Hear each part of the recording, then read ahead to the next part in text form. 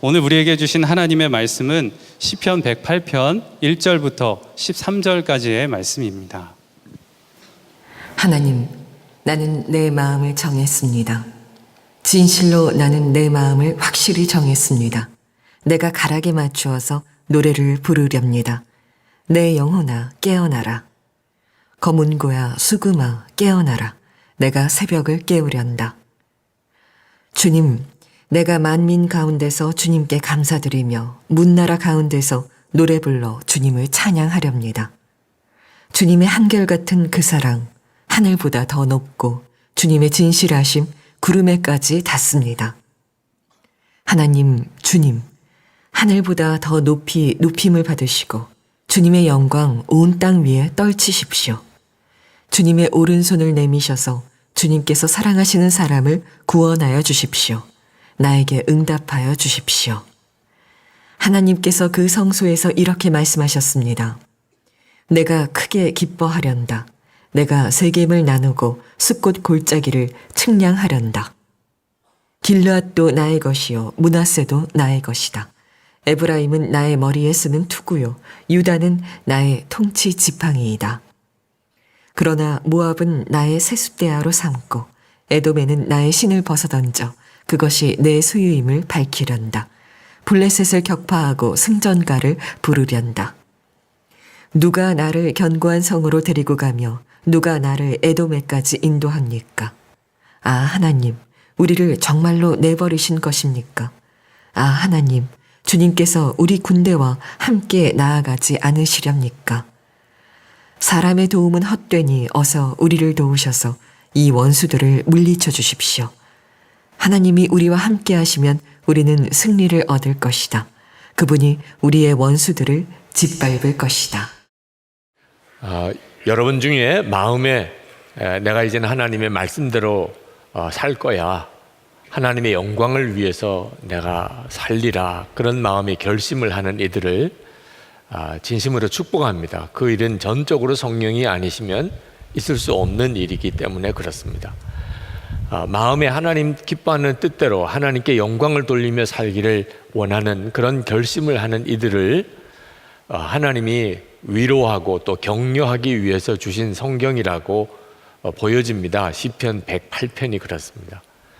이 시편 108편은 다윗의 시인데, 하나님 제가 마음을 정했습니다, 확실히 내 마음을 정했습니다, 이런 표현으로 시편이 시작이 됩니다.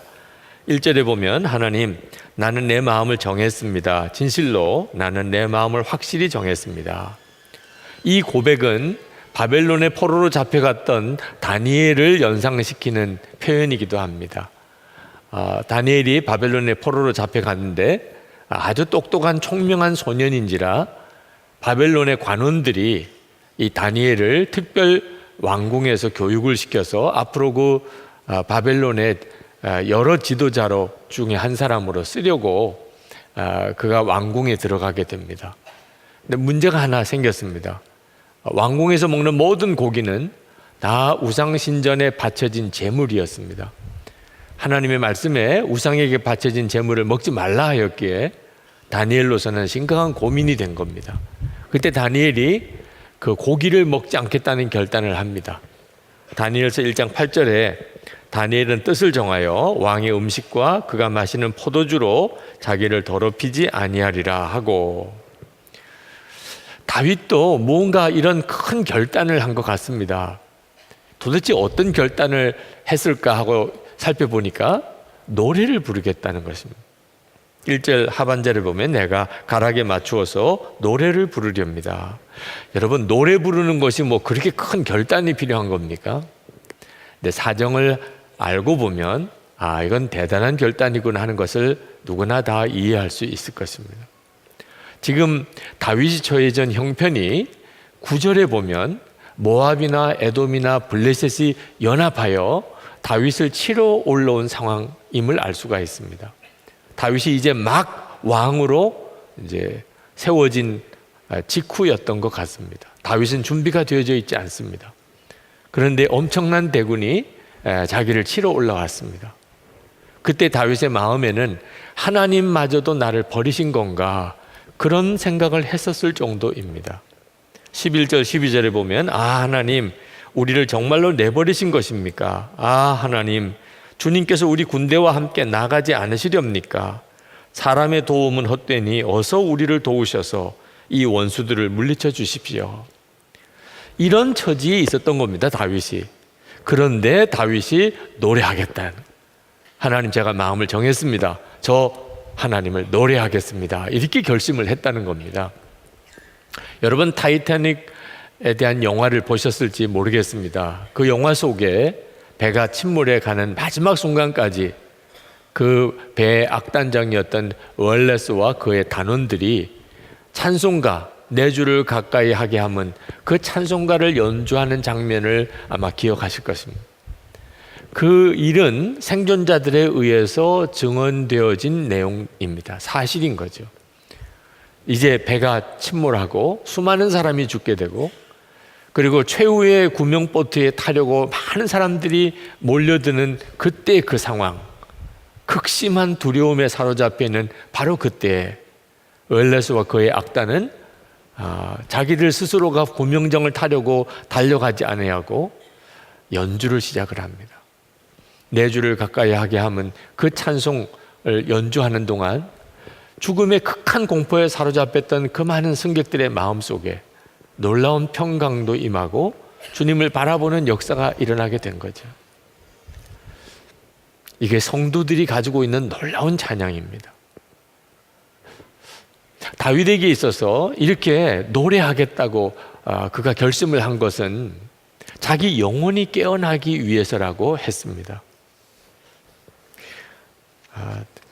여러분, 1절 하반절 맨 마지막에 보면 내 영혼아 깨어나라, 2절에 검은 거야 수금아 깨어나라, 내가 새벽을 깨우련다, 이런 고백이 나오는데, 다윗이 진짜 걱정했던 것은 환난이기도 하지만 정말 두려웠던 것은 하나님에 대한 확신이 무너져 가고 있는 자기 자신의 영혼이었습니다.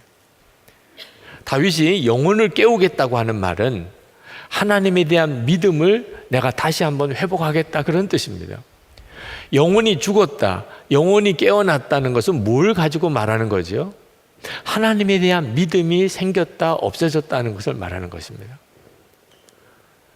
여러분, 우리가 정말 우리 스스로를 점검해야 되는 것은 우리 자신의 영혼입니다. 사람이 죄를 짓고 하나님께 불순종함으로 영이 죽었습니다. 그 결과가 뭡니까? 하나님이 안 믿어지는 겁니다. 하나님을 일부러 안 믿으려는 게 아니고 하나님이 안 믿어지니까 안 믿는 것입니다. 그런데 자기 죄를 회개하고 예수 그리스도를 영접하면 그 영이 삽니다. 영이 살면 하나님이 믿어지는 거죠. 마귀가 우는 사자같이 믿는 자를 삼키려고 한다고 했는데, 그 마귀가 뭘 삼키려고 하는 것일까요? 우리의 믿음입니다. 하나님에 대한 우리의 믿음. 욥기를 보면 마귀가 욥을 시험합니다. 재산 다 뺏어가고, 그리고 자녀들 다 죽고, 종들 다 죽고, 그리고 욥에게는 악창이 생깁니다. 근데 마귀가 원했던 것은 욥의 재산이나 욥의 자녀들이 아니었습니다. 욥에게 하나님을 저주하고 하나님을 떠나라는 것입니다. 하나님에 대한 믿음을 뺏어가겠다는 것입니다. 이것이 영혼이 죽었다는 것입니다. 랜디 알콘이 쓴 행복이라는 책에 보면 어느 신문 독자 기고란에 실린 글을 그가 거기에 인용하고 있습니다. 이런 글이 실렸습니다. 행복이란 집에 조금 늦었다고 부모에게 초죽음을 당하지 않는 것이다. 행복이란 나만의 방이 있는 것이다. 행복이란 나를 믿어주는 부모가 있는 것이다. 행복이란 간절히 바라던 전화가 걸려오는 것이다. 행복이란 나도 다른 사람들처럼 옷을 잘 입는 것이다. 이런 행복이 나에게는 없다. 15세의 불행한 소녀. 며칠 뒤에 그 똑같은 컬럼란에 13세 소녀가 쓴 글이 탑신처럼 올랐습니다. 행복이란 걸을 수 있는 것이다. 행복이란 말할 수 있는 것이다. 행복이란 볼 수 있는 것이다. 행복이란 들을 수 있는 것이다. 불행이란 이 모든 것을 다 할 수 있으면서도 자신이 행복하지 않다는 15세 소녀의 편지를 읽는 것이다. 나는 말할 수 있고 볼 수 있고 들을 수 있지만 걸을 수는 없다. 13세의 행복한 소녀. 여러분, 영혼이 살아있는 사람과 영혼이 죽은 사람은 똑같은 상황에서 전혀 다른 생각을 하게 된다는 거죠. 다윗이 정말 두려워했던 것은 하나님에 대한 확신이 무너지는 거예요. 대적이 몰려오는 것보다 더 심각한 문제였어요. 그래서 다윗이 찬양하겠다는 것입니다. 찬양은 영혼을 깨웁니다. 그리고 새벽을 깨우련다 그랬습니다. 새벽을 깨운다는 말은 어둠이 물러가고 그리고 환한 날이 다가오는 거죠. 바울과 실라가 빌립보에 가서 부활의 주님을 전하다가 감옥에 붙들려 가서 지독하게 매를 맞고 한밤중이 되었을 때 그 바울과 실라는 그 상황에서 하나님을 찬양합니다. 그리고 그 감옥에 지진이 일어나 옥문이 활짝 열리고 간수장이 예수를 믿는 역사가 일어났죠. 찬양은 새벽을 깨웁니다. 어둠이 물러가고 새날이 오는 거죠. 하나님이 믿어진다는 거예요. 이게 찬양하는 것과 영혼이 깨어나는 것과 새벽이 깨어나는 것이 다 같은 뜻입니다. 하나님이 믿어지는 거예요. 하나님이 믿어지면 그러면 더 뜨거운 찬양이 나오는 거죠. 3절, 4절, 5절에 보면 다윗이 그렇게 찬양합니다. 주님, 내가 만민 가운데서 주님께 감사드리며 문나라 가운데서 노래 불러 주님을 찬양하렵니다. 주님의 한결같은 그 사랑 하늘보다 더 높고 주님의 진실하심 구름에까지 닿습니다. 하나님, 주님 하늘보다 더 높이 높임을 받으시고 주님의 영광 온 땅 위에 떨치십시오. 요 가사만 읽어보면 다윗이 가장 편안하고 모든 게 다 갖춰져 있는 때에 살았던 것 같습니다. 실상은 전혀 그렇지가 않습니다. 영혼이 깨어난 사람, 영혼이 산 사람의 신앙 고백인 거예요. 여러분, 공모전이라는 게 있죠. 공모전의 여왕이라고 불리워지는 박신영 씨라는 분이 있습니다. 공모전 23관 왕이라고 하는 정말 믿어지지 않는 기록을 가지고 있는 분입니다. 근데 이 박신영 씨가 참 믿음이 좋은 사람이어서 기독교 TV에 간증으로 나왔는데 자기에게 그런 믿음을 전해준 부모님에 대한 이야기를 했습니다. 그 박신영 씨의 아버지는 늘 무슨 질문을 하든지 신영아 하늘을 바라봐 그렇게 대답을 한다는 겁니다. 아빠, 친구들이랑 요즘에 많이 어려운 일이 생겼어요. 신영아 하늘을 바라봐. 하나도 은혜가 안 되더래요. 네. 어떻게 그렇게 무책임하게 말할 수 있냐. 뭘 좀 질문을 하면 자세하게 들어주고 좀 해답도 제시해주고 해줘야지 무조건 하늘만 바라보라면 어떻게 하겠느냐는 겁니다. 그런데 한 번은 아버지가 사기를 당해서 살던 집에서 쫓겨나서 무작정 어디론가 떠나야 되는 이런 기가 막힌 상황이 벌어졌는데 이삿짐을 그냥 거의 길거리에 내동댕이 치는 것처럼 그렇게 쫓겨나는 신세가 됐습니다. 겨우 몇 가지 이삿짐을 챙겨서 차에 싣고 그리고는 아버지가 이제 출발을 하는데 갈 데가 없는 거예요. 갈 곳이 없이 그냥 출발하는 겁니다. 근데 아버지가 하는 이야기가 하나님이 예비해 놓으신 곳으로 간다는 거예요. 아니, 하나님이 어디를 예비해 놓으셨는데 신영아 하늘을 바라봐. 너무 짜증이 나더래요. 그래서 엄마한테 막 짜증을 부렸대요. 엄마 좀 어떻게 좀 해봐 엄마. 그랬더니 엄마가 하는 이야기가 하나님이 순적하게 인도하실 거야. 무슨 하나님이 순적하게 인도해. 엄마 돈 있어? 정말 속 터지는 날이었는데 그날 그렇게 들렀던 어느 부동산에서 믿어지지 않은 그런 집주인을 만나고 그 시세와는 너무나 안 맞는 그런 월세로 집을 얻을 수가 있었습니다. 그날 밤에 그 집에 들어가서 자면서 하나님이 순적하게 인도하셨구나. 믿지 않을 수가 없었어요. 그런 어려운 일이 생길 때 하늘을 바라봐, 이 말은 너무 막연한 거죠. 형편이 좋을 때는 뭐 그런 말도 은혜가 될지 모르겠지만, 정말 다급하고 어려울 때, 어디로 가야 될지도 모르는 이런 상황에 있을 때는, 신영아, 내가 뭔가 좀 모아둔 돈이 있어, 뭐 이렇게 아버지가 꺼내놓든지, 아니면 어떤 사람이 찾아와서 우리가 당신들을 책임지겠습니다, 뭐 이런 사람이 나타나든지 뭐 이래야 되지 않습니까? 진짜 아무런 대책도 없이, 아무것도 가진 것도 없이 그렇게 그냥 차를 운전해서 그냥 떠나는 아버지는 또 뭐며, 하나님이 인도하시는 곳으로 간다고 생각하고 그리고는 떠나는데 룰루랄라 노래를 부르는 거예요. 도대체 지금 이 상황에서 노래를 부를 수가 있는가? 어떻게 여기서 찬송이 나오는가? 근데 엄마가 자기가 들고 있는 핸드백을 보고는, 신영아, 이거 너 거니? 엄마 줄 수 없어? 그러면서 그 핸드백을 뺏어다가 엄마가 이렇게 손에 이렇게 걸고는 운전하는 아빠한테, 여보 나 어울려요? 지금 이럴 상황이 아니잖아요. 지금 어떤 형편에서 지금 자기들이 가고 있는데 지금 그렇게 할 상황이 아닌데 자기만 그 차 속에서 끙끙거리고 있었지, 엄마 아빠는 어쩌면 그렇게 소풍 가듯이 즐거워하느냐. 그날 부모님으로부터 어떤 상황과 형편과 상관없이 누릴 수 있는 그 기쁨의 유산을 받았다는 거예요. 박신영 씨도 자라면서 여러 가지 많은 어려운 일들을 이제 겪게 되는데, 어떤 일을 만나도 하나님 책임져 주실 줄 믿습니다. 그리 아니하실지라도 저희들은 하나님께 감사함, 이것으로 충분합니다. 그런 믿음을 가지게 됐다는 거예요.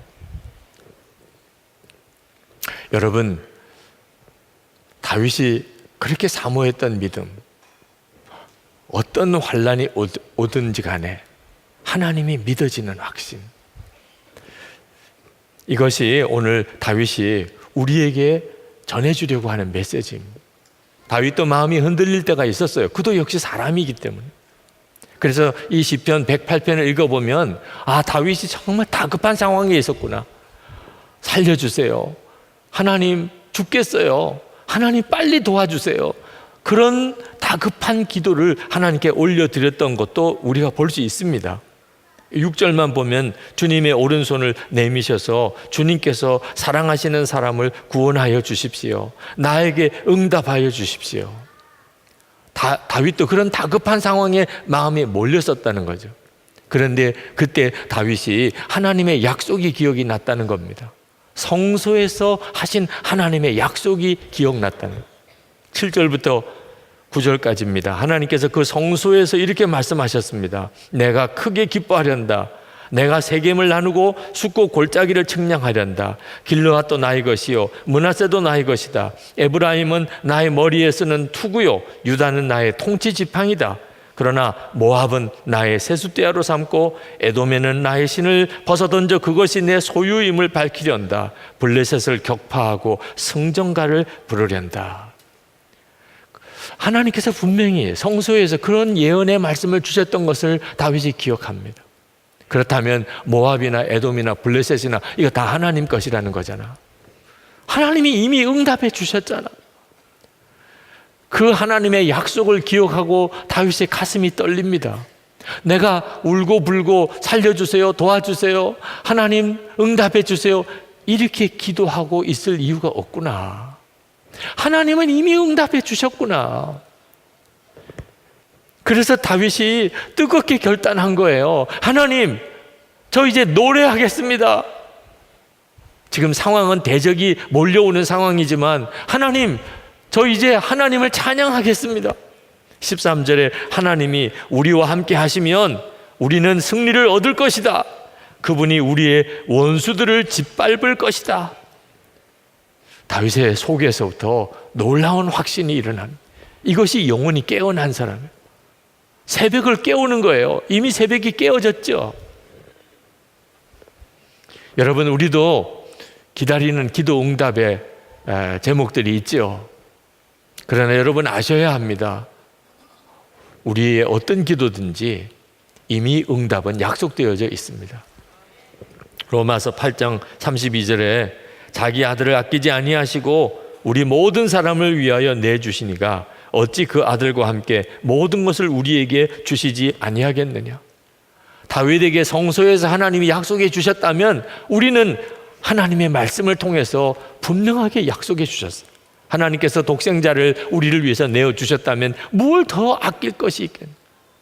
독생자도 주셨는데 우리 기도에 뭘 도대체 하나님이 주저하고 아낄 것이 있겠느냐. 응답 그 자체가 예수님이신데 그 예수님이 이미 내 안에 임하셨는데 이미 응답은 받은 거나 마찬가지죠. 이 사실을 진짜 믿는다면, 그렇다면 살려주세요, 도와주세요, 힘들어요, 죽겠어요 이렇게 할 게 아니라는 겁니다. 찬양하겠습니다. 주님, 제가 어떤 처지에 있든지 제가 하나님을 찬양하겠습니다. 그게 맞죠. 이스라엘 백성들이 애굽을 떠나서 홍해 앞에 갔습니다. 뒤에는 바로 군대가 밀려 들어오고 있는데 그들은 얼마나 당황스러웠는지, 그리고 모세에게 얼마나 원망을 퍼부었는지 모릅니다. 그때 모세도 순간 마음이 흔들렸던 모양입니다.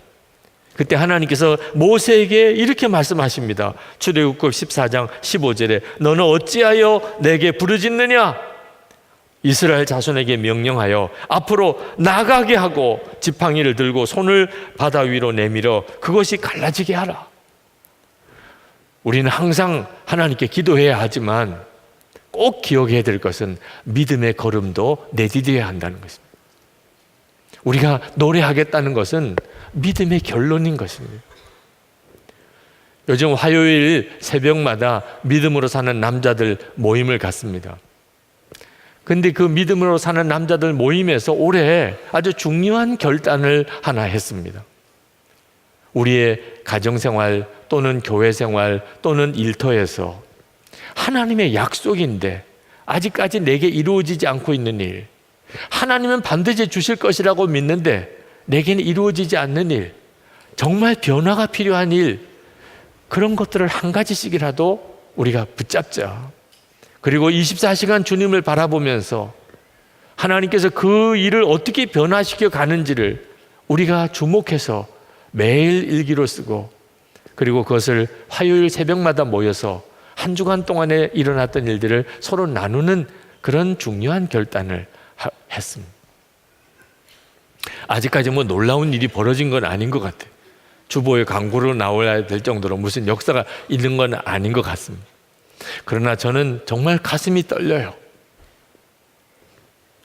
그렇게 한다는 것 자체가 얼마나 엄청난 역사를 가져오게 될 것을 알게 되기 때문에. 여러분, 하나님은 우리가 믿음으로 어떤 일을 결단하는 일을 통해서 하나님의 역사를 이루십니다. 어떤 어려움이 우리에게 닥쳐올지 모르지만 하나님, 저도 오늘 결단합니다. 시편 108편에서 다윗에게 받은 도전, 저도 하나님을 노래하겠습니다. 여러분 안에 이 결단이 있으시기를 축복합니다. 결단은 우리의 가야 될 길을 밝히 보여줍니다. 도무지 찬송할 수 없을 것 같은 상황이 온다 할지라도 찬송하는 것은 결단했기 때문에, 분명히 하나님께 약속했기 때문에, 하나님, 제가 어떤 일이 있어도 하나님을 찬송하겠습니다. 그리고 그렇게 찬송했더니 하나님께서 모든 상황을 뒤바꾸셨습니다. 이것이 성도들이 누리는 놀라운 간증입니다. 아유, 결심만 하면 되나요? 저는 늘 작심삼일이에요. 그렇게 말하는 분도 계실 겁니다. 결단을 자꾸 도전할 때 마음에 제 안에도 걸림이 있습니다. 이렇게 결단만 하면 될까? 스틸 워터라고 하는 한 미국 노인에게 치매에 걸린 아내가 있었습니다. 그 아내를 요양원에 보냈는데 매일 아침에 그 요양원을 찾아가서, 그리고 아내가 좋아하는 아이스크림을 사들고 아내와 한두 시간씩 시간을 보내고 돌아왔습니다. 그러던 어느 날 이 분이 자기 아내에게 청혼을 했습니다. 나하고 결혼해 주십시오. 이 아내가 치매에 걸려서 남편을 못 알아보는 거예요. 웬 낯선 남자가 결혼해 달라고 그러니까 순간 좀 주저하더랍니다. 한참을 생각하더래요. 그러고서 대답하기를 저에게 계속 아이스크림을 사주면 결혼하겠습니다. 그렇게 대답을 해서 결혼을 하게 됐습니다. 크리스마스에 사랑하는 사람들을 초청해서 결혼식을 했습니다. 그날 이분이 이렇게 인사를 했습니다. 오늘 저희들이 결혼식에 참여해 주신 여러분께 감사를 드립니다. 제가 저희 아내와 이런 번거로운 결혼식을 다시 준비한 것은 단 한 번이라도 제 아내에게 사랑하는 남편 소리를 듣고 싶었기 때문입니다. 내일 다시 제 아내가 저를 기억하지 못한다 해도 저는 오늘만이라도 저의 사랑을 되찾고 싶었습니다. 여러분, 이것이 그대로 하나님의 마음입니다. 우리는 치매에 걸린 아내와 같아요. 하나님의 사랑 알잖아요. 그죠? 하나님의 구원에 대해서 얼마나 감격했나요? 그런데 어느 순간에 내 심령은 메말라져 있는 그냥 종교인에 불과한 그런 우리 자신을 발견할 때가 얼마나 많습니다. 몇 번을 반복하고 반복하잖아요. 우리 주님이 우리에게 또 한 번의 결단을 우리에게 기대하시는 것은 마치 치매에 걸린 아내 입에서 사랑하는 남편이라는 고백을 듣고 싶었던 바로 그 사람의 심정. 주님, 정말 저는 주님을 사랑합니다. 저는 정말 주님만 믿습니다. 예수님 한 분이면 충분합니다. 여러분의 입에서 정말 마음에서부터 나오는 고백으로 하나님이 듣고 싶으신 거예요. 반복되어지는 것 같아도 그 결단이 너무너무 귀합니다. 시편을 읽으면서 깨달은 것이 있습니다. 시편은 읽어보면 그 내용이 다 그 내용 같아요. 설교하기 진짜 어렵습니다. 어떻게 매번 다른 설교를 할 수 있을까? 그런데 거기에 메시지가 있더라고요. 다윗이 이 시편 108편의 고백을 시편 57편에도 똑같이 하고 있습니다. 시편 57편 7절에 하나님, 나는 내 마음을 정했습니다. 나는 내 마음을 확실히 정했습니다. 내가 가락에 맞추어 노래를 부르겠습니다. 다윗이 한 번만 이런 고백을 한 게 아닌 걸 알 수가 있어요. 그것이 다윗을 다윗되게 만든 것입니다. 하나님 앞에 계속 그렇게 고백하고 또 그렇게 결단하고 나갔던 것. 다윗의 시편을 읽어보면 내 마음을 정했다, 나는 결심했다, 이런 표현이 계속 나옵니다. 시편 101편 2절부터 읽어보면 나는 내 집에서 흠이 없는 마음으로 살렵니다. 불의한 일은 눈앞에 얼씬도 못하게 하렵니다. 거스리는 행위를 미워하고 그런 일에는 집착하지 않겠습니다. 구부러진 생각을 멀리하고 악한 일에는 함께하지 않겠습니다. 그렇게 결단하고 결심하고 나갔기 때문에 하나님은 다윗을 계속해서 역사하시고 이끄실 수 있었던 것입니다. 여러분, 하나님을 정말 체험하고 싶습니까? 그렇다면 여러분도 하나님 앞에 오늘 분명한 결단이 있게 되기를 원합니다. 어떤 형편에서도 나는 주님을 찬양할 것입니다. 여러분의 마음속에 지금 이 시간에 성령께서 결심하게 하시는 것이 있을 때 놓치지 마시기 바랍니다. 그저 여러분의 생각이 아닙니다. 여러분에게 역사하시려는 성령의 마음이신 겁니다. 도저히 찬송할 수 없다고 느껴지는 분이 있습니까? 그러면 오늘 이 시간 말씀을 그냥 붙잡고 단순하게 찬송하라 하셨으니 주님 찬송하겠습니다. 그렇게 찬송해 보시기 바랍니다. 그저 입에서 우물우물 거리지 말고 아주 큰 소리로 찬송해 보시기 바랍니다. 유기성 목사는 왜 그렇게 매번 일어나라고만 하는 거야? 제발 그렇게 생각하지 마시고, 하나님, 제가 오늘 또 한 번 하나님 앞에 내 마음을 행동으로 옮겨 보여드립니다. 제 마음이 얼마나 간절한지, 얼마나 진실한지를 주님께 고백하고 싶습니다. 오늘 여러분들이 그와 같은 결단이 있게 되기를 축복합니다. 이제부터 하나님, 제가 하나님을 정말 믿으니 이미 응답은 받았으니 어떤 어려움 앞에서도 저는 하나님을 노래할 것입니다 하고 결단하실 수 있는 분들은 우리 일어나서 함께 노래를 하고 찬송을 하고 그리고 기도하겠습니다.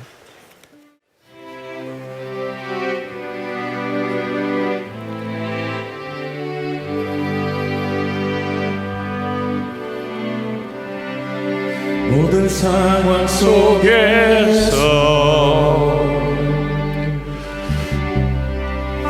주를 찬양할지라.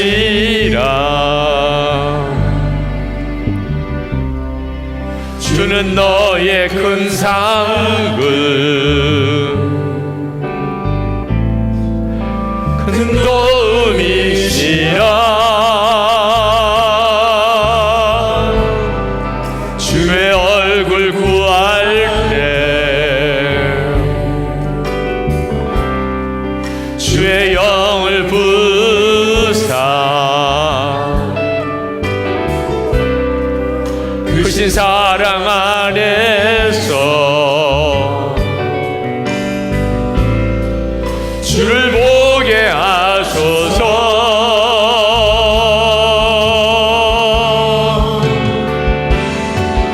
내 영혼이 확정되고 확정되어 싸우니 믿음의 눈들어 주를 바라봅니다. 내 영혼이 확정되고 확정되어 싸우니 믿음의 눈들어 주를 바라봅니다. 내 영혼이 확정되고 확정되어 싸우니 믿음의 눈들어 주를 바라봅니다. 내 영혼이 확정되고 확정되어 싸우니 믿음의 눈들어 주를 바라봅니다. 여러분 꼭 기억하시기 바랍니다. 하나님은 여러분의 입에서 나오는 고백을 듣고 싶어 하십니다. 우리는 여러분이 함께 기도할 때 무슨 소리인지 전혀 알지 못하지만 하나님은 여러분의 마음 중심에서부터의 고백을 들으십니다. 여러분, 여러분의 마음의 중심에 성령께서 역사하시는 것에 반응하시기 바랍니다. 오늘 주신 말씀을 붙잡고 하나님께 고백하시기 바랍니다. 하나님, 저가 찬송하며 평생을 살겠습니다. 하나님, 제 마음속에 주님께서 말씀하시는 것을 제가 그대로 실천하며 나아가겠습니다. 여러분의 중심의 고백을 하나님 앞에 담대하게 들으시기 바랍니다. 우리 주여 한번 부르짖고 기도하겠습니다. 주여! 할렐루야. 크고 놀라우신 하나님, 이제는 주께서 받으소서.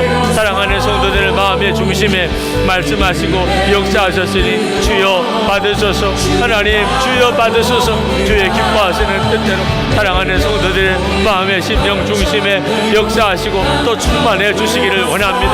아버지 하나님, 주의 기뻐하는 뜻대로 살기를 원하는 성도들을 주님 붙잡아 주소서. 하나님, 어떤 형편과 절제에서도 마음을 확실히 정했습니다. 노래하기로 정했습니다. 노래하겠습니다. 영혼이 깨어나게 하시고 하나님, 새벽이 깨어나게 하여 주시기를 원합니다. 나의 주여, 나의 하나님, 오늘도 사랑하는 성도들 하나님 심령에 하나님 한 주간 동안의 삶 속에 하나님 주님과 함께 동행하며 찬양하며 동행하며 하나님 저들의 영혼이 깨어 살아나며 저들의 삶 속에 새벽이 오는 역사가 일어나게 하여 주시옵소서.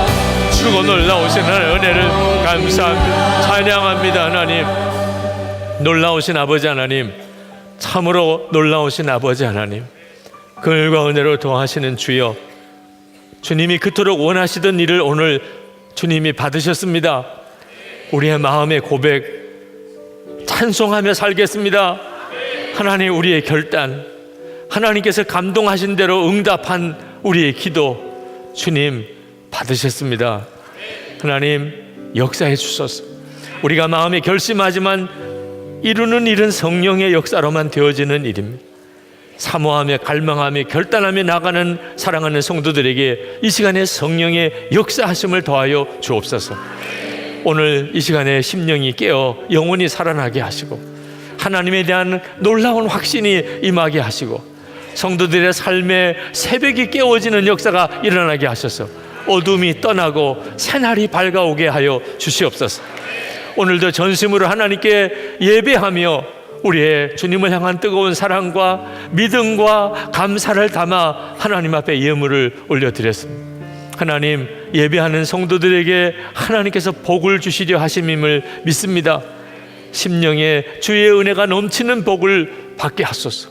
병든 이들이 오늘 주님께서 안수하여 오늘 이 시간에 깨끗하게 저들을 고치소서. 하나님, 가정 안에 하나님의 천국 같은 역사가 일어나게 하시고 성도들의 기업의 현장에 하나님의 영광이 나타나게 하시고 베풀고 나눌 수 있는 성도들의 삶이 되게 하소서. 공경에서 건지소서. 깊은 수렁에서 일으켜내소서. 하나님, 세계 열방 가운데 하나님이 한반도를 특별히 기억하시니 주님을 찬양합니다. 우리가 하나님 앞에 믿음으로 그토록 기도했던 기도에 응답해 주시는 역사들로 인해 하나님을 찬양합니다. 그러나 하나님, 북한 내부에서 진정한 변화의 소식이 들려오게 되기를 원합니다. 우상 숭배가 꺾어지고 거짓과 폭력이 사라지고 하나님, 자유와 복음이 전해지고 그 땅 안에 진정한 회복이 일어나게 하여 주시옵소서. 아버지 하나님, 세계 열방에 나가 있는 선교사님들 오늘도 동일하게 저들에게 입술에 찬양을 주시고 그리고 그 영혼이 깨어나 하나님의 확신 위에 거하게 하시고 모든 어둠이 다 물러가 새벽이 깨워지는 역사가 일어나게 하옵소서. 우리 주 예수 그리스도의 크신 은혜와 아버지 하나님의 놀라우신 사랑하심과 보혜사 성령의 교통하심이 예배하고 돌아가는 모든 성도들과 함께 하시기를 축원하옵나이다. 아멘.